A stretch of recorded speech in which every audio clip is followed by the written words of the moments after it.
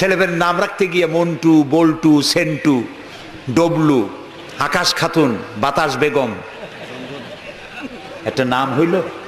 আচ্ছা ভাই, আপনি লক্ষ্য করেন তো, পৃথিবীতে কোন ইতিহাস সৃষ্টিকারী মানুষ বল্টু আর মন্টু জাতীয় নাম আছে? পৃথিবীর কোন আলেম, হজরত মাওলানা বল্টু সাহেব এখন ওয়াজ করবেন? এই যে মাজার দেখতে পান, ইনি হচ্ছেন হজরত পীরে বুজুর্গ খানানে খানান সিরাজুস সালিকিন মিসবাহুল আরিফিন হজরত মাওলানা সেন্টু রহমতুল্লাহ আলাইহির মাজার। আছে এরকম? নাই।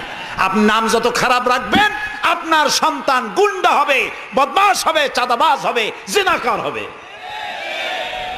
নাম রাখবেন মুসলমানি নাম, ভালো ভালো নাম, আরবি নাম। আলেমদের কাছে জিজ্ঞাসা করে নাম রাখবেন যে এই নামটা কি রাখবো আর নামের অর্থটা কি। আন্দাজে আবার নাম রেখেন না। কুয়েত এয়ারপোর্টে একদিন বাংলাদেশের একজনের পাসপোর্ট দেখে পুলিশেরা হাসাহাসি করতেছে। কারণ কি? কারণ হলো পাসপোর্টধারী যিনি, তার নাম হলো জামাল মিয়া, আর পিতার নাম হলো তরিক মিয়া। জামাল শব্দের অর্থ হচ্ছে উট, আর জামাল মিমে আলেফ দিয়ে যদি হয় তাহলে হয় সৌন্দর্য। এখন জামাল মানে উট, মিয়া মানে 100, ওর নাম 100 উট।